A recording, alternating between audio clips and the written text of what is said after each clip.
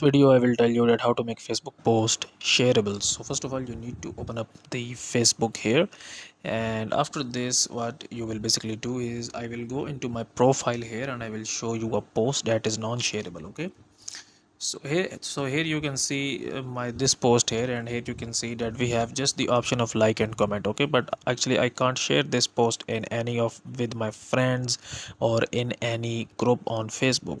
So how I can actually make this Facebook post shareable? So here you can see beneath my name there is a lock, which means that this post is only visible to me. So we have to change the privacy settings for this post. So to do this you need to tap on three dots here, and here you can see edit privacy, tap on this one, and here you can see it is set to only me.